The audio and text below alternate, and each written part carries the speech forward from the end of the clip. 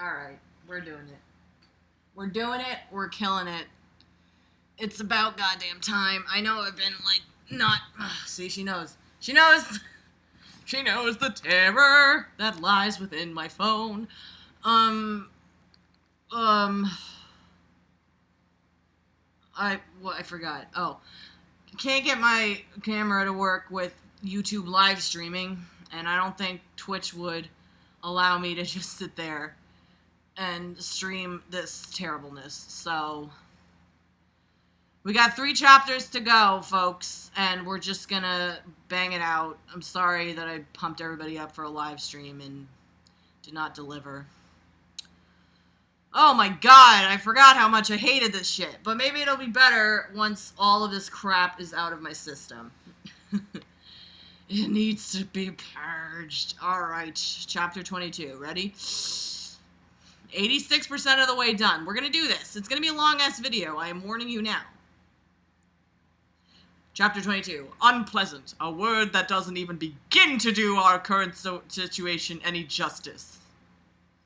Imagine the people you care about being ripped out of your life while you stand by with few options, and no matter what, someone loses. Oh, and no matter what, someone loses. Oh my god, you put comma! You suck at comma placement. That is my destination. That is what will happen if I don't fight. Let's foreshadow a little bit more. Ugh. Corey was called into the first shirt's office. First shirt? Okay. She told me they're discharging her for being gay. The expected time before she's completely out of Korea is 2 weeks. Why did you word it like that? The expected time. You can't just say she's leaving Korea in 2 weeks. The expected time? Oh my god. Like, more words does not make a good story, okay? This fact is crazy, considering if you're a conscientious objector, the discharge process takes 10-20 times as long. Okay, why is that? So, is she a conscientious objector? What do you bring that into it for? Because you were a conscientious objector? Ugh. So let's do the math. If you're gay but willing to fight for the military, they treat you like you're the plague. If you're just unwilling to fight but aren't gay, no, let's keep sucking taxpayer money to continue to employ this deceased link in the military chain.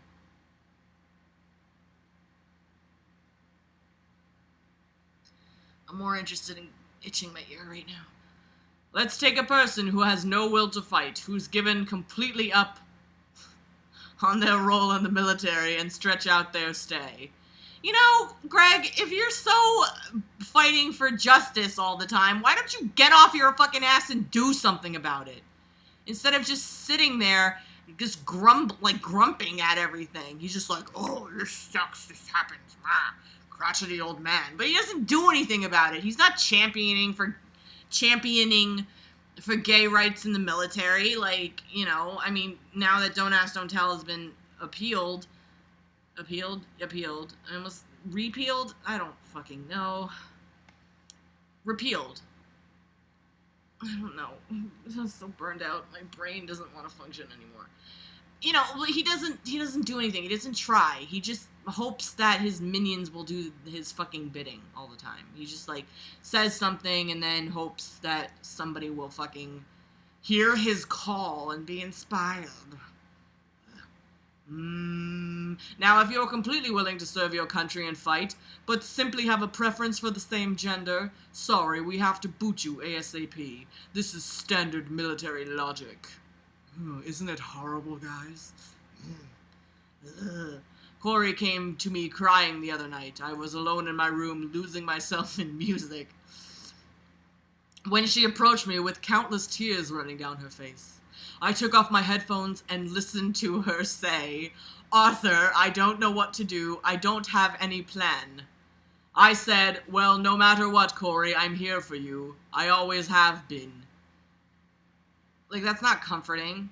Like, Greg has such empty words attached to fucking everything he does. He always says, I'm there for you, but, like, his actions don't show any better. Like Davis said all the time, I'm always there for you. What did that mean for fucking James? It meant I'm there to just suck your dick. Metaphorically. She looked up at me. Worry contorted her face. She said, yes, here in Korea. I need you back in the States with me. Like, really? Ugh, God. What the fuck is Arthur gonna do? I haven't seen them have any sort of, like, bonding. Like, they bonded inexplicably and just stayed together inexplicably. Like, friendships are, like, not that, like, I'm saying this in a malicious way, but, like, you have to work at your friendships. You can't just expect them to be the exact same all the time. Get together with your friends once in a while. Like, make time for your friends, you know? Like, don't just, you know, like, now that I'm older and, you know, all my friends are in the working world now, like, it's not often I get to see them, you know? But I just got back from a dinner with my friend from college. Like, she was in Manhattan, called me up, let's go out to dinner, you know? Like, things like that. Like, I'm gonna be in town. Like, yes. You know, make time, like a couple of girlfriends and I are planning to visit another friend, in, Mexico City next year. Like, you make time for your friends, even if they live on opposite ends of the country. The fact that, like, you know, like, Greg's whole philosophy about life is, like, things work and that's it. You know, he doesn't want to work for them to make them better or to grow them in any way. Is how I see that shit. Where are you? Corey shook her head with frustration and threw her head forward as if she had completely given up. Like, throw my head. She spoke with her face now in her hands. Why do you think I chose to get deployed to Korea after I had just been deployed to another country? Don't you get it, Arthur? No, I don't get it. I sighed. I didn't really have a choice in the matter. Okay. You can't just leave the military or choose when to move whenever you like. That's what you did, though. Things in the military almost always happen slowly, unless you're gay, at least. Like, Greg, stop harping on that. Because you're not doing anything about it. You're just upset at it. Apparently, that's one of the few times the system actually tries to get something done quickly. Like, I understood Corey felt happier around me. Fucking. I did too, but I was struggling to find a way for everything to work out. You know what? Sometimes things don't work out. As good as your intentions may be, sometimes things don't work out. What do? You move on in life. But it's like this weird thing that Greg, he wants everything to work out, but only to benefit him, not to benefit the good for anybody else. Something crossed my mind. Without hesitation, I asked, Rachel is bi, no? So they'll discharge her too, right? She'll be there for you till I get back. Oh my God. That's your fucking solution? Get your friend out of the military? Like, go tattle on your friend? What the fucking fuck? Corey cried, saying, No, I was the only one reported. Everyone has seen you kissing Rachel. Kitching Rachel, okay. Arthur, even the people who know she's been with me don't matter. She would have to admit she's done something with me. You think that's going to happen? She's not just going to leave you here either. She loves you more than me. Oh, God. Everybody, like, I'm just, like, remembering how much I fucking hated this. Corey had a point. She knew where she stood. We both wished Rachel was as committed to Corey in the same way I was. What? But unlike the two of us, Rachel tended to go with the flow. Rachel wasn't fond of causing controversy or making a taboo statement. Okay. I felt like a prisoner. Like, you felt like a prisoner. You felt like a prisoner? Some girl getting nixed from the military just because she likes women is like, how does that make you feel, Greg? Like, Jesus Christ. I was locked in a job I enjoyed less every day. I found myself working with people I despised more than most everyone I had met before. And now all these thick-headed military drones threatening to take Corey away.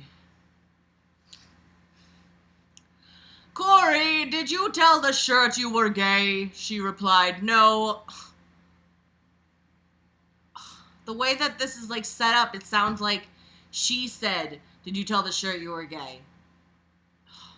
God. Oh, God! She replied, no, I've been hiding it all my life, but they didn't believe me.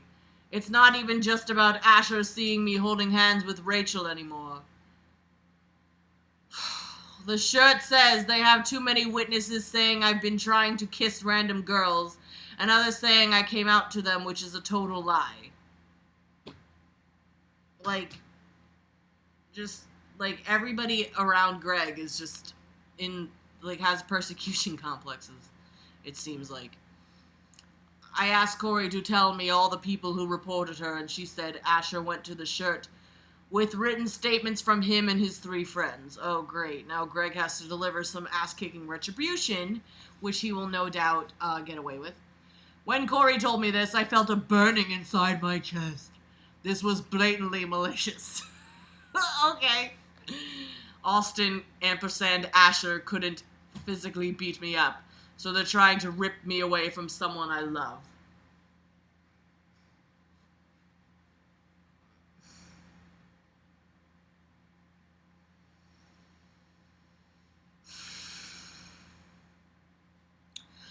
I couldn't sit around and let this go unanswered. I knew I could do something about this. Yeah, okay, beat them up, right? Just beat them up, and that'll solve fucking everything. Like the typical anger-filled man I obviously am. I stood up and without hesitation I went straight over to Asher's dorm room. Oh god, the showdown. I thought to myself, worst case scenario, I get myself discharged from the military with Corey. The only difference would be my discharge would have an asterisk. Is that how you spell asterisk? Asterisk.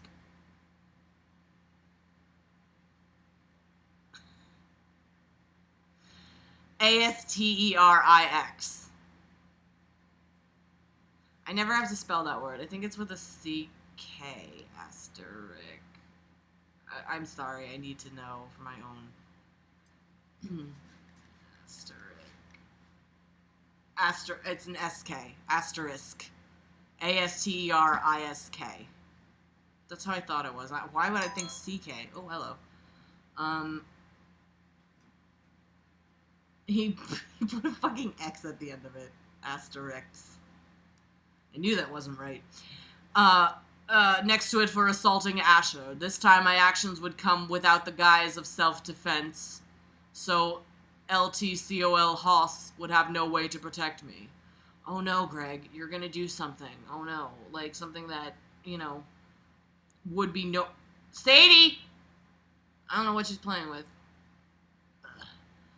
Nah. Now for the best case scenario. If this worked out, I could get Asher to report to the first shirt saying he and his friend lied, which would likely lead to Corey staying in. Either way, I wouldn't lose her. Through violence or bargaining, Corey was mine to keep close. No one would separate is again. Or is again. I-S. Like, I don't understand this, like, insane... like connection to Corey all of a sudden. Like it doesn't seem like it was built up to this level where they're telling each other they love each other, you know what I mean? As I walked down the hall, I positioned myself across from Asher's room so I could work up enough speed to sufficiently body slam myself through the door. Oh my god, like these doors are not fucking made of like plywood. The first slam was a failure. I reset myself and focused the full weight of my body towards one leg so it would all impact just beneath the doorknob. This time the door burst open, sending metal pieces of the lock all around Asher's room. Oh my fucking god, are you kidding me?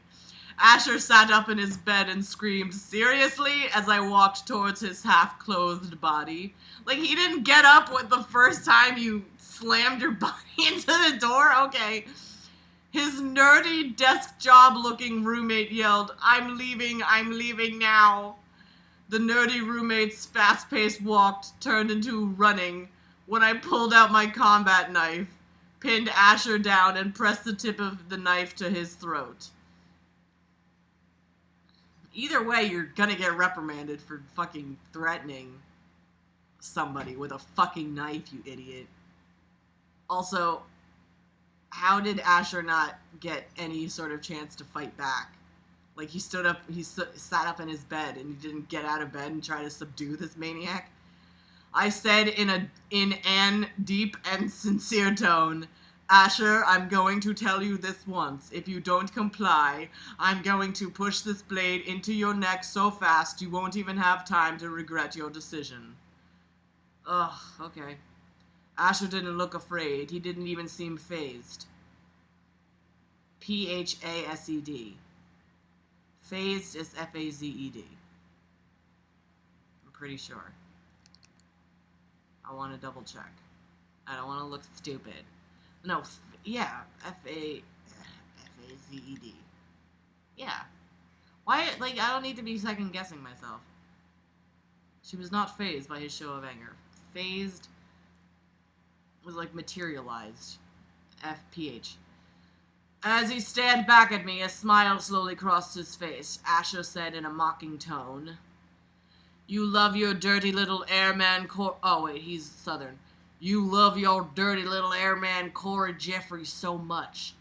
It's cute freak. She'll burn you, know that?" What the fuck? He laughed, clearly not even caring his neck movement was causing the tip of my knife to draw small amounts of blood. God, Greg, do you live in a fucking drama? Like a crappy made-for-TV drama?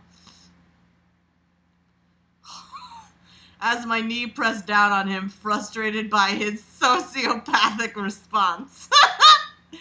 Asher continued, "You want me to give in so she can stay with you, but if you kill me, they'll put you in jail for life." He began laughing even harder. Seeing his amusement made me sick. I wanted him dead. The world would be better off without this homophobic trash. I pulled the blade away from Asher's neck while simultaneously stuffing a nearby filthy sock in his laughing mouth. Okay.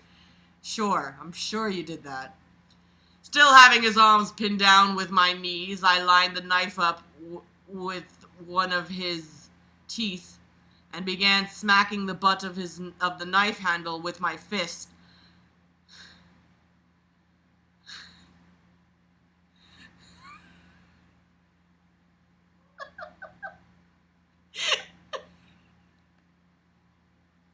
To knock his teeth out one by one. Are you fucking kidding me? What kind of fucking insanity is this shit? Are you kidding me? How could the guy not just like move the sock out of his mouth, number one, and now this guy's knocking his teeth out by using the butt. Are you joking? Are you actually fucking joking me? I wasn't able to do much damage before someone desperately pulled me off him. It was Senior Airman Alston. Asher was crying over the pain the focused impacts caused him. That's insane. He may be a sociopath, but he knows physical pain.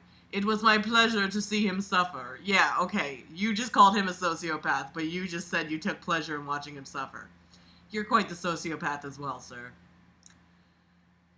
And I think it's weird to me that Greg accuses everybody around him as being a sociopath in this book. He's used that many times. Because the more he says it, the more sociopathic tendencies come out from him. So, he's, you know. It's weird because sociopaths normally don't care that they're sociopaths. You know, I think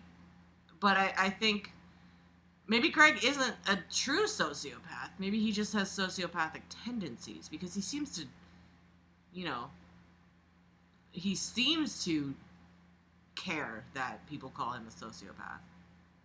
I don't know. Interesting. Something else to mull over, I guess. Alston stood over me while looking at a screaming and crying Asher. Sensing my movement, Alston quickly turned to me as I recovered from the ground. Instead of yelling at me or threatening me, Alston just smiled. He said, "We've already won, Lindfeld. Your love triangle is dead."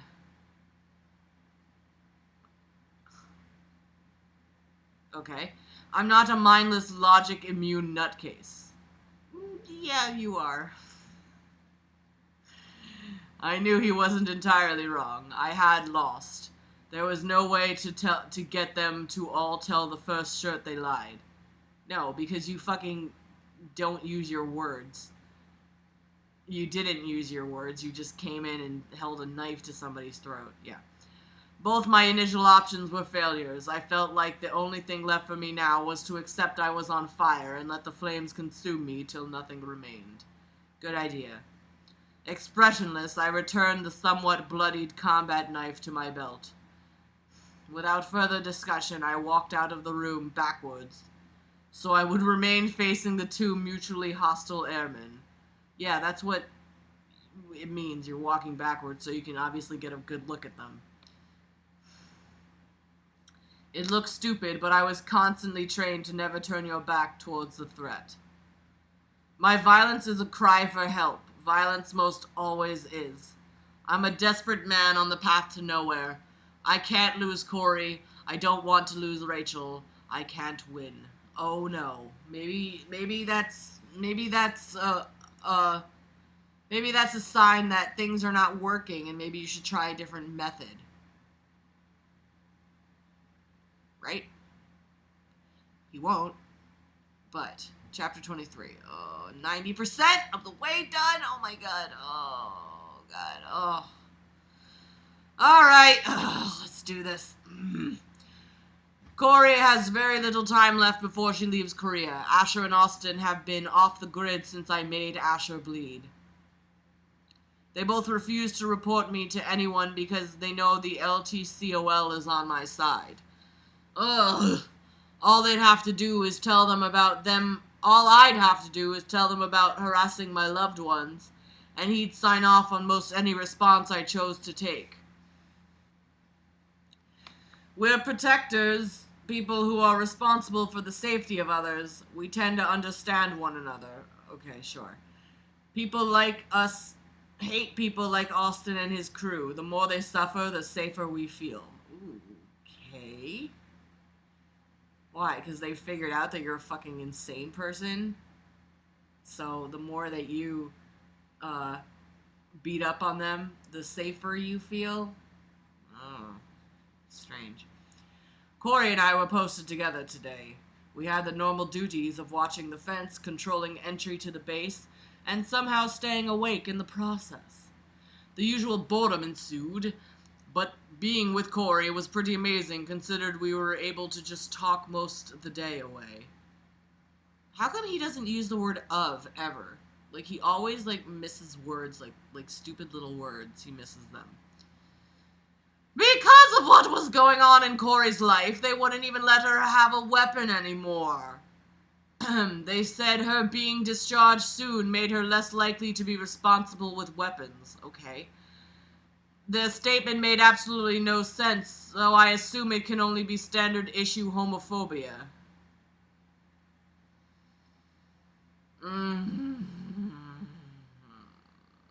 Refusing to understand people that are slightly different than you seem to be the primary function of the military. Oh my god, stop fucking talking about it like it's this conspiratorial fucking entity against you. Jesus Christ.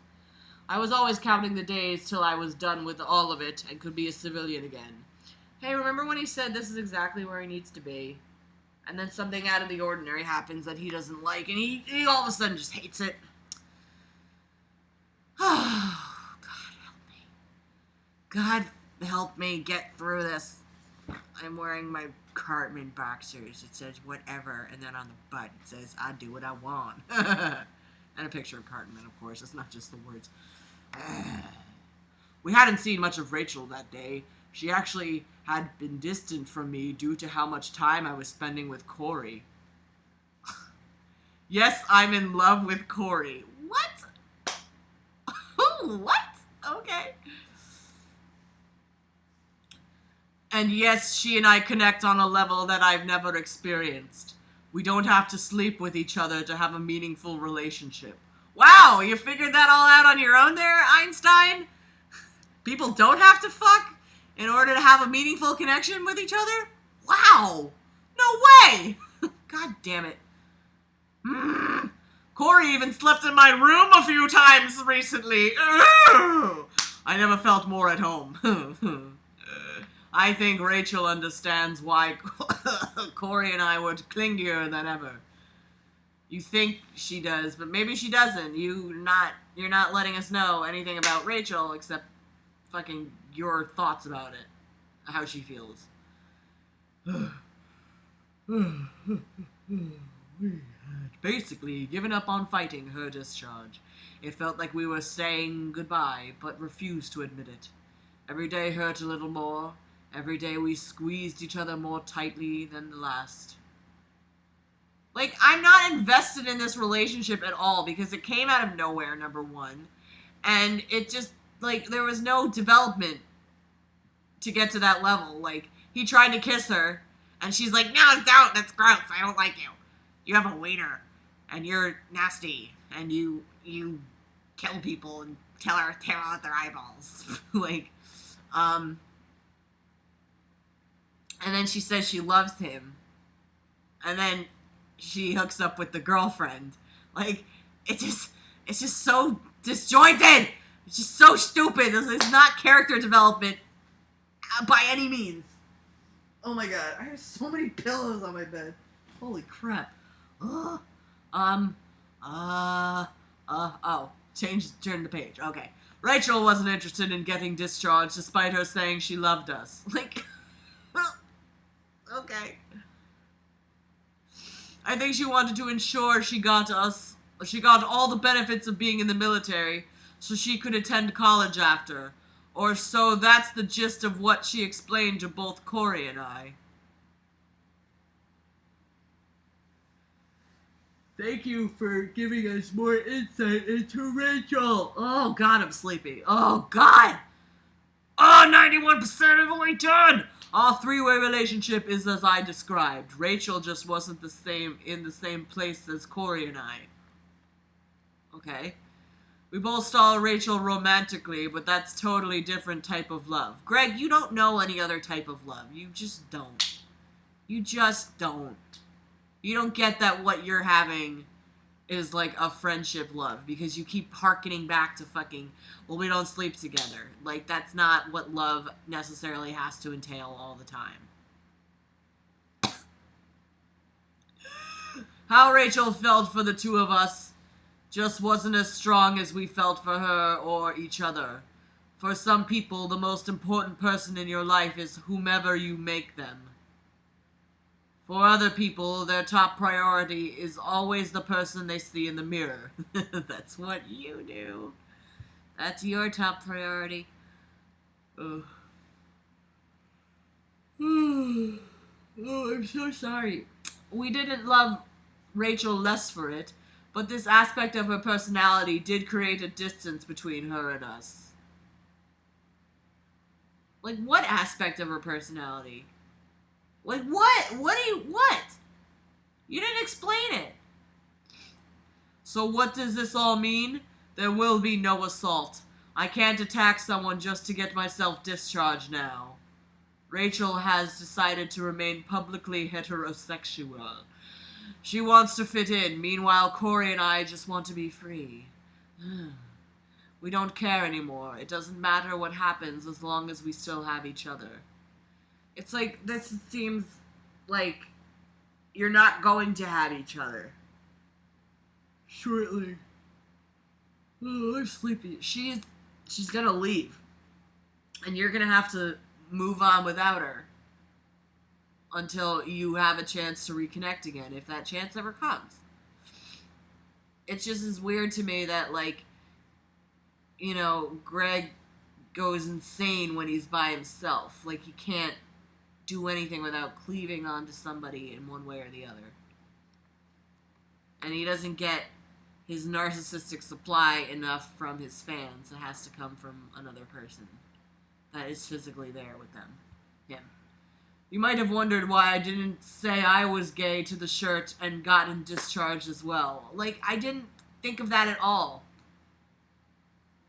It's not that simple. When you say you're gay, you have to prove it with evidence, or it has to be reported by notable witnesses. Everyone knew I wasn't gay, and that's thanks to the rumors being spread. Basically, every other person knew about Corey's natural-born preference. It was too late. We ran out of luck and our time together was dwindling. Okay, God, you could extend it just a little bit more, that would be great. Just keep telling us how she's leaving. She's leaving. She's leaving! As our shift came to an end and the posting bus came to pick us up, I saw one of the 4 men who stood by Alston in front of the chow hall I was driving. I rarely saw this man around before. I quickly identified him by his tag. His last name is Jacobs. Senior Airman Jacobs. Okay, so what? Jacobs is gonna fucking, like, take them to a remote area and, like, threaten to kill them? I don't fucking know. I tried to only glance at Jacobs as I boarded, but he made it a point to remind everyone of what he thought of me.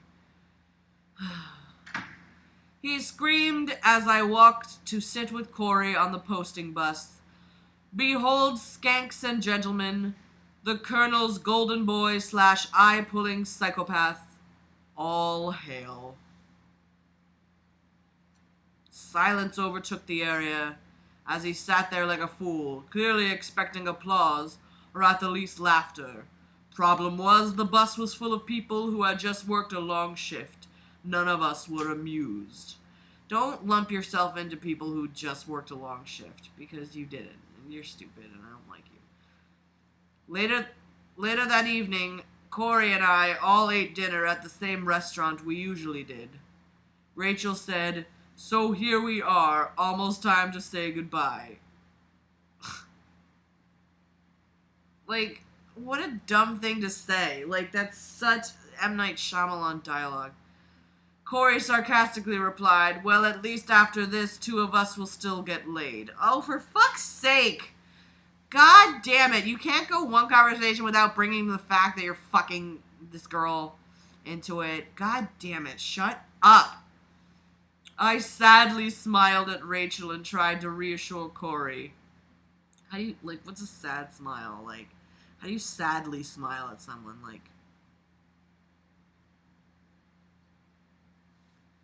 I don't want anybody seeing my boobies right now. Oh, I said, Cole, we'll do all we can to be near you again soon. Hell, I could even marry you. Then the military would have to let you go with us everywhere we went. What the fuck? What? It was an epiphany that left my lips before I could even process the thoughts. Corey was shocked. She didn't know what to say. Rachel spoke up. "That's actually a pretty good idea." Okay. "You'll get all the extra housing pay, plus we could all live together off base." I smiled. I was glad they liked the idea. Where did that even come from? Oh my god, are you kidding me? Are you fucking kidding me? God damn it. Feeling somewhat conflicted, I added, "Unfortunately, even if we did get married right away, it would take time to get all the paperwork through. So we'd still be without Corey for a couple months at least." Corey jumped in. "I wouldn't mind. I'd be able to see you guys again. So it's awesome." This is nuts. This is crazy. Like, are you kidding me? This would make sense if this was like a long journey into them growing as a triple couple. You know what I mean? As a triplet, as a trio. It hasn't been. It's not at all. We just don't have any connection to these characters or their relationship. So the fact that, like, this is, like, they're all fucking on board of this, it's like, what? Oh, okay, it's blindsiding me. I could see Corey was very excited by all this. Oh, could you? Oh, okay. So much, so only after a few moments, tears of happiness were filling from her eyes. Witnessing her enthusiastic response eliminated my reservations. Oh my god. I laughed and put my arm around her, pulling her close to me. Come here, I said as I kissed her on the cheek. Rachel leaned forward and asked, can I be the maid of honor? It was one of the best things I had heard all week. Both Corey and I lost it laughing. Why is that funny? Why? Isn't that just a suggestion? Yeah. Both Corey and I had mixed feelings about Rachel. Oh my god. She did prioritize herself a lot before anyone else. So what? But she still loved us. We could trust her with most anything. Oh my god! Like, the amount of times you repeat yourself about the stupid fucking bullshit that you think about other people seems to me that, like, you're just trying to convince yourself at this point. You've said so many times, like, well, she still loved us. She still loved us. She still loved us. What the fuck? What the fuck? God damn it. Oh my god. We walked out of the restaurant together into the darkness. The roads were normally well lit, but tonight it felt so much darker. Oh. There's not gonna... What? What's gonna happen? As we walked back to the dormitories, I could see someone standing in front of the building looking confused. The unidentified person yelled, Hey, Linfeld, can I get your help, man? I recognized the voice. It was the guy who drove the posting bus, Jacobs. Knowing Jacobs was a continuous threat... Sorry, I couldn't read that. Continuous threat to all three of us, I spoke softly to the two girls to ignore him and tried to walk with them inside. Both girls were on the opposite side of Jacob, so if he did something, I would be the first to receive it. What? Okay. As we passed Jacobs, he grabbed my arm to stop me and said, Sup, man, I just need your help. Corey and Rachel were always my priority. I spoke directly to them as Jacobs continued to clutch my arm. You two go inside. I'll be in soon. Like, fuck you. Like, the fact that... Like, you have to be the savior of everybody. Like, these girls can't fucking fend for themselves. I'm sleepy. As the girls headed towards the entrance, Jacob said, So you're a tech guy. I need tech help, bro. Like, goddammit. He's stereotyping these guys as the jocks now, too. I replied, I'm not a tech guy, what are you talking about? The entrance door closed and the two girls were well on their way to their rooms. As Corey and Rachel walked to their rooms, everything seemed normal. What the fuck? They talked about calling an officer on patrol like they did before when we were confronted in front of the chow hall. How do you know this? Like, through your telepathic link to Corey? What the hell? How do you know what the hell they're talking about? I didn't know it was Corey specifically who called before, but she was just looking out for me. Like, what? Oh, God. The halls were cold as usual and were somehow worse lit than the streets outside. How many pages left? Oh my god, tell me now. Tell me, god fucking damn it. Oh. Looking back, the hall filled with flickering bulbs felt like a warning screaming out to Rachel and Corey, but it fell on deaf ears. As Rachel entered her room, she began walking around it with her phone lifted above her to get a signal so she could call the police this time around. How do you know that? How do you know this is happening? This is first person opposite. Corey said, "Please hurry, something feels very..." That's when Corey was smacked on the back of her head by one of the 3 men waiting in the room for them. Oh my god, oh god, oh god. You're in just a bad action movie again. As Corey regained consciousness, she found herself laying face down on the ground by the entrance to the room. By the entrance to the room? You can't say the door! She could feel warm blood still trickling down the back of her head as she looked up to see Rachel's clothes, oh god, being ripped off by one of the 3 men wearing balaclavas. What the fuck does that mean? Are you kidding me that, like, this girl's gonna get fucking raped now? Is that what's gonna happen? I don't know what a balaclava is. I don't even know if I'm pronouncing it right. A close-fitting garment covering the whole head and neck. Oh, a ski mask. Okay, that's what it is. I'm sorry. I didn't know that that's what they were called. Whatever. Her legs were being held apart. Fuck me. Pinned down by one of the men. This man screamed, "Hurry, hurry," clearly worried about the on-duty police showing up. Oh my god. Oh, for fuck's sake. Oh god, this is like the only thing he's gonna go into detail about. Another man was trying to position himself between her legs. Rachel was crying, repeatedly telling them no and stop. The man between her legs screamed, "I'm taking my goddamn time with this one. Shame she won't hate it as much as that lesbian."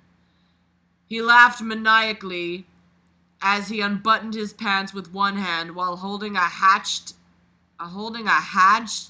to her throat with another. A hatchet? This guy not only intends to rape her, but, like, by hatchet point? Good fucking god. He spoke again, laughing nervously under his breath. Nervously? "I will make you bleed for months, girlie." The man holding down Rachel's hands was cheering him on. "Ruin her, Austin," as Austin began to tear off her underwear. Oh my god, this is so fucking creepy, and oh my god, it's going into so much detail.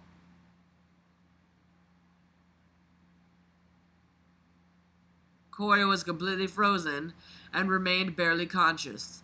She lay paralyzed, still bleeding on the floor as I walked in. Alright. None of the attackers had the slightest clue I was in the room. They were so desperate to violate Rachel. I knew why they were really there that night. They wanted power. They wanted the control I took away from them back. They wanted to hurt people I cared about and to ultimately to rip us apart. That's how that's written. And to ultimately to rip us apart.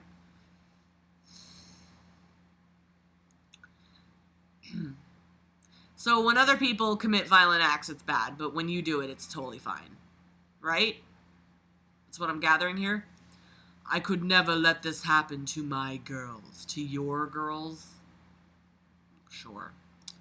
What I did came naturally. Slaughtering them for harming Corey and Rachel wasn't even a choice.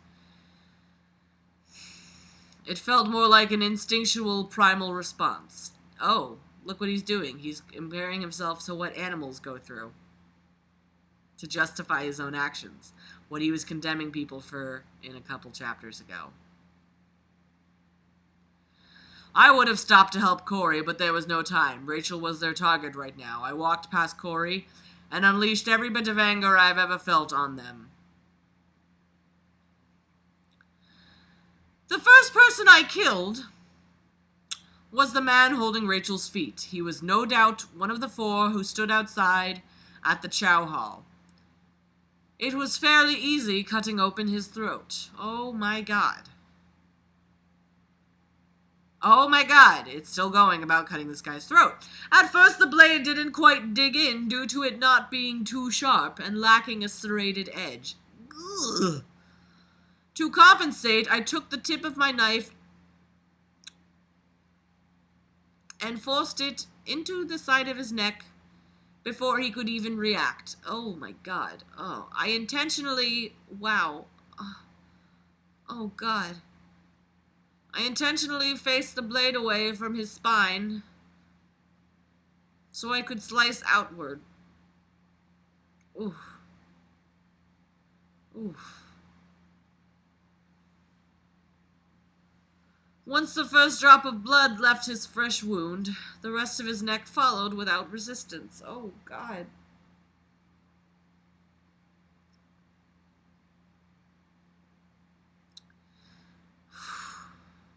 Still going. As my knife tore out of his body, blood gushed violently, splattering the wall next to us.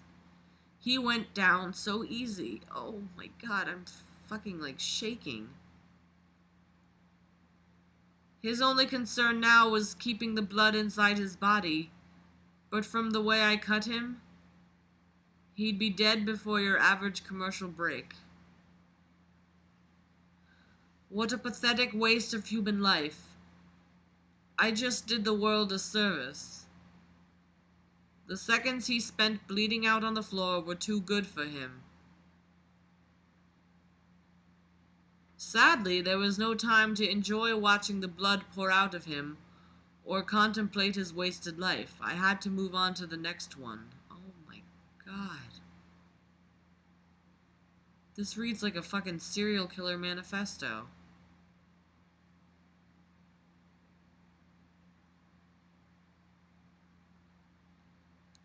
The man first in line to violate Rachel was in fact Alston. No one else knew I wore a patch. What? And even if I did, no one else with a patch had motive. What does that mean? What the fuck does that mean? The truth is, strangers don't commit the majority of assault crimes, but rather it's most always people known by the victims. How sad is that? What the fuck? What? This one-eyed freak would have no real motive to attack a girl he never met. He was here to get back something he felt we took from him, and was too stupid to do it in a form outside physical force. So, is this how you're justifying, like, fucking killing people now? And I bet, like, Rachel and Corey and Arthur are gonna have, like, an orgy in the blood of their fallen comrades. Oh boy, Austin's lack of peripheral vision made plunging my knife in his other eye that much easier. Oh my God. All I had to do was attack from his bad side, and it was lights out. It felt like my knife went right through his entire brain to the back of his head. Okay. Unfortunately, my knife got jammed somewhere in his skull, and I had no time to dig it out. I still had to deal with what I assumed was Asher. Oh, God. As Austin somehow managed to scream in agony instead of dying instantly, fucking A, I lurched towards Asher. Unfortunately for Asher, I had to kill him creatively using my bare hands. My BEAR hands. It didn't take much longer than the others, but this time around, an open casket funeral would be completely out of the question. What? Okay. Okay. I improvised by taking Asher's hillbilly head and slamming it against the radiator heater repeatedly. The radiator heater is superfluous. Once his body went limp after about the sixth crushing blow, I removed his balaclava, I don't know, so I could appreciate the symbol of justice that was his now partially shattered face. After only a second's hesitation to appreciate his now broken face, oh my God, I continued bashing his head into the vent till I could be absolutely sure he was completely and irreversibly dead. But I made a mistake. Oh God, I took too much time with Asher. He was gone. Why did I keep going? Because you're fucking psychotic. Clearly, you just fucking murdered 3 people. Arthur, God! Corey screamed as a now completely blinded Austin rose up behind me, grabbed the back of my shoulder, and planted his hatchet deep in the back of my skull. That's awesome. I fell to the sound of two women who I loved most screaming in harmony.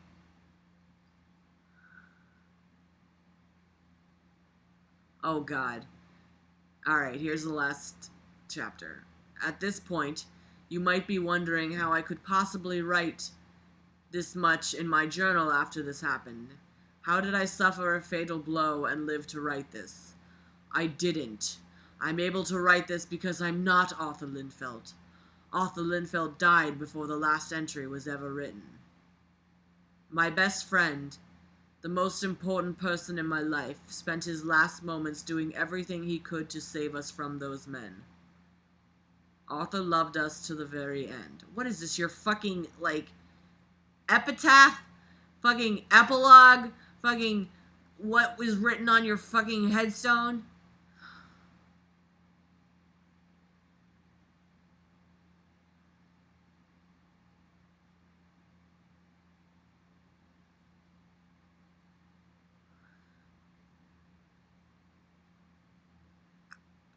What, wait, so who wrote the last entry?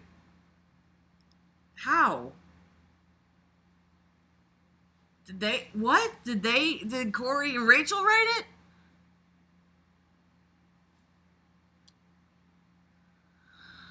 I think it's important you understand why I'm completing Arthur's journal for him.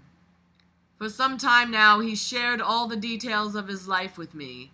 The more he talked about his views on the world, the more I felt I was listening to myself. His loathing of other people... Wait. Okay.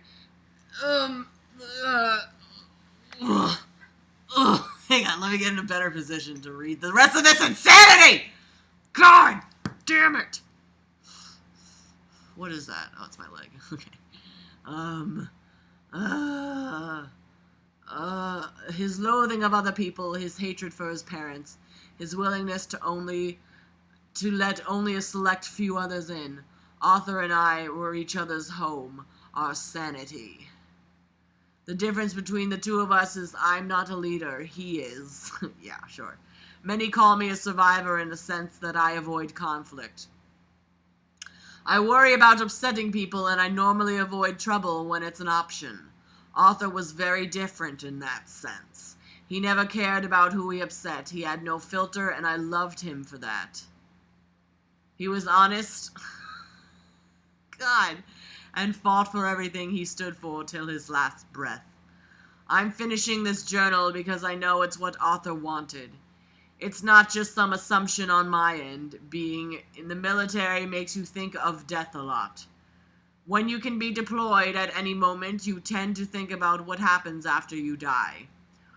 Arthur instructed me to do a couple things if he died. Fucking, oh my God. One of them was to give this journal an ending, and another was to look out for Rachel. Arthur was always so confident in me. So who wrote the final entry about having a skull, a hatchet being jammed into the back of your head? Who wrote that? I don't believe Corey did. That doesn't make any sense. It's taken me a long time to make both these wishes come true. Almost a year, actually, but they have. Rachel now lives with me in San Diego, CA. You fucking... We have a dog and are hoping to adopt a child someday together. We want to name our adopted son after Arthur. Blech. We're all imperfect, but Arthur leaned towards the better side of imperfection. Oh, really? I don't think so. I don't motherfucking think so. Maybe one day our little Arthur will grow up just like him. No, that's a horrible thing to wish on an innocent child. Remaining true no matter what the opposition. Good fucking God. Arthur, always doing what he thinks is right, even if it means losing it all. You mean always doing what he thinks is right, even if it means the entire world thinks you're fucking insane and need to be committed? Oh, God. Something Arthur never mentioned in his journal is why exactly he hated his father so much. No, he definitely let us know why he hated his dad so much. He gave you reasons, but left out the biggest one. I need to include this, as a lot of people might read this, never truly understand Arthur if I don't. What? Let me read that sentence again, I'm sorry. I need to include this, as a lot of people might read this, never truly understand Arthur if I don't. Wow. Lazy fucking just writing down your thoughts without copy editing it. You didn't even think about copy editing this. Arthur's father was abusive. Every other thing Arthur ever said about his father was directly associated with his childhood. He didn't just hate his father for moving on from his mother so soon. He didn't just hate his father for not wanting him to be something he was not. Arthur hated his father because his father repeatedly violated him when his mother was asleep.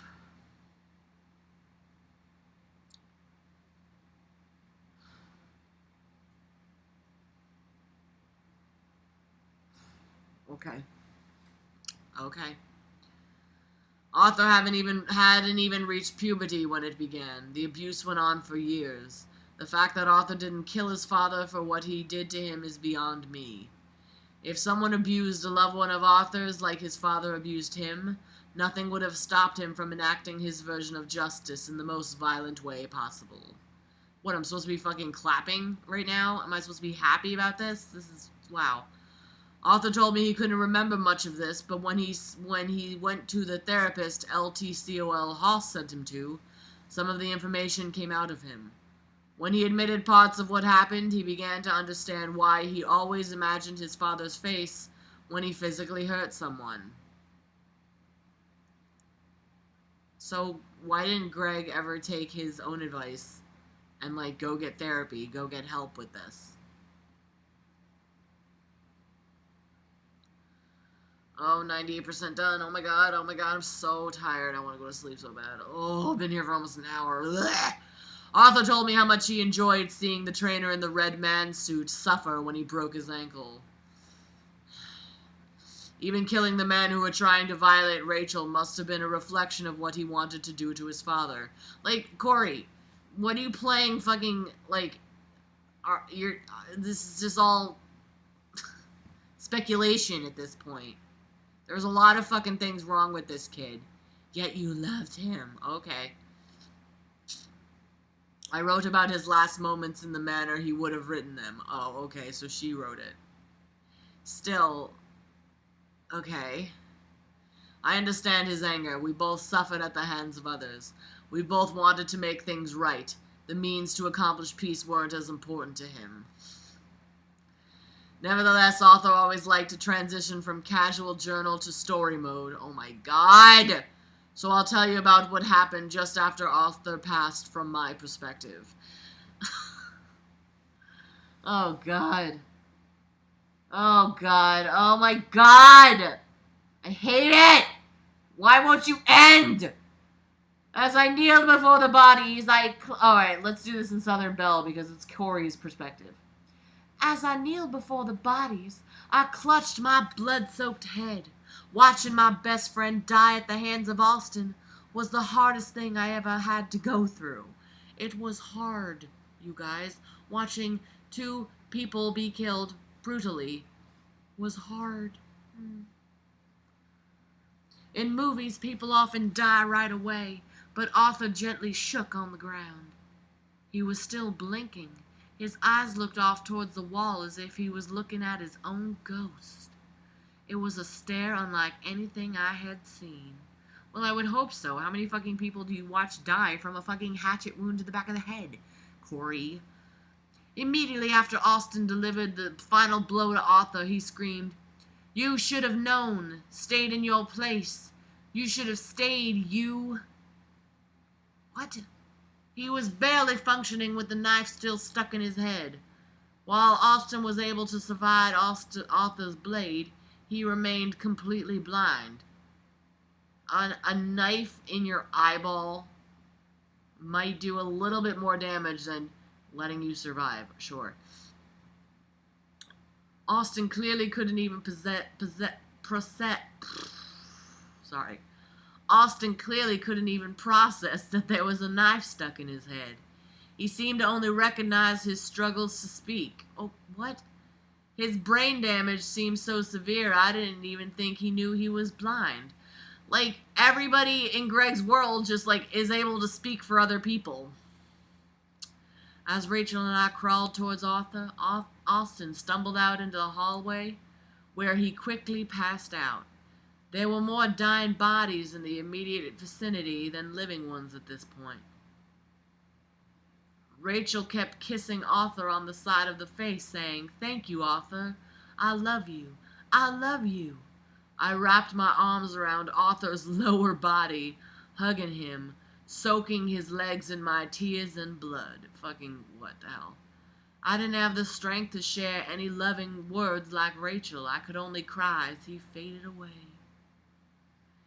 The police finally arrived to our room. Someone must have called in response to all the screaming. Okay. One of the two cops was clearly mortified by what he was seeing. Imagine looking upon two girls, one wearing what was left of her torn and bloody clothes. You then realize they're both holding a man with a hatchet in the back of his head. Besides them, oh my god. What are you reliving this for? Oh my god, I'm really creepily reminded of, when Ted Bundy was representing himself during trial. He asked one of the police officers at one of the scenes to go into great detail about what he saw that night that Ted Bundy killed somebody. What did you see? Like, I think at the Chi Omega house. Chi Omega? One of the sororities. I can't remember the exact sorority.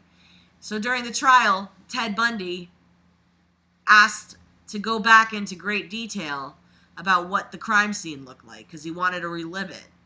This is what Greg's doing right now. He's reliving the fact that he just fucking slaughtered people and died a noble death. Eek. Fucking creepy. Beside them is another man with a butchered throat by the base of the bed. The most disturbing of all, the boy with half his skull caved in by the heater in our room. It must have been a sight. I couldn't say much for what I personally saw, as my head wound distorted my perception a bit. The blood in my eyes didn't help either. So I just can't. Oh god. Almost done! You guys! I'm so excited! It didn't take long for the more experienced officer on scene to figure out what happened. He asked, "Is this all of them?" I didn't respond. I just held Arthur in silence. Rachel wasn't able to speak over her crying, but was able to reply to the officer with a nod.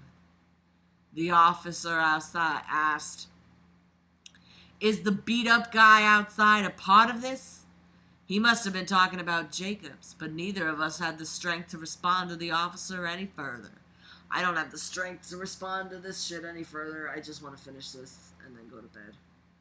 I'm so over it. Oh my god. I just forgot how fucking awful it is. Ugh. After everything that happened inside the building, 3 people died and 3 people survived. One of the survivors being the very same person who tried to violate Rachel. Yeah, we know. You told us all about this. We were told that the knife that was plunged into Austin's head wasn't enough to kill him like Arthur intended. The blade scraped the side of his skull till it pierced completely through the side of Austin's skull. What the fuck? This is why he was struggling to pull it back out and resorted to killing Asher with his bare hands. Oh. No, Arthur did whatever. Because of our testimonies, Austin is locked away to this day. He was put in a facility that deals with disabled criminals. We're just grateful he can at least be nowhere near any woman anytime soon. Rachel was honorably discharged shortly after the attack. The military could have done a lot more to help us, but we were just glad to be free. We never had to go back or see these people ever again. Arthur was buried in a military graveyard. Many people called him a murderer, others a hero. Oh my God. Whatever he is to the world, to me, he will always be the only man I ever loved. And that's the end. That was the end. Just another fucking Greg blowjob about how awesome he is. Alright, remove from device. Fuck you. Get out of my fucking face. Oh. That was... I feel a little bit free right now. I feel like it's over. I don't have to read Greg anymore. But I'm left with all these really disturbing revelations about him. Like, I don't even know. Like, I'm terrified of this guy. Like, it's no longer, like, just making fun of him. Like, this guy seriously needs to be put away. This guy does not need a platform to spew this kind of shit. And he has one. And that's what's the most disturbing of all. I feel like Stones to Abigail, there was elements of like funness with it. Like, the readings were more enjoyable to do. Even though I hated doing them, I feel like I was funner with them. These readings, it just puts me in this set mindset where it's like, whoa, dude, this is some messed up shit. And it really was. But, you know, I'm excited to chat about it with Stevie. I want to get some psychological input, because he's very smart with that. So that'll happen at some point. But at this point, I need to go to bed. I will upload this. It's 10 p.m. I'll upload this now. But it's time for nappies for old giants. So I'm going to go. Thank you for everybody staying with me on this crazy Greg journey that we're now at the end of, and we can calm our shit a little bit. You know what I mean? Work on your own books, ladies and gentlemen. Write your own things. I'm writing every day. Gotta do it. Okay? Don't let me down. Just kidding. Alright. Take care, bitches.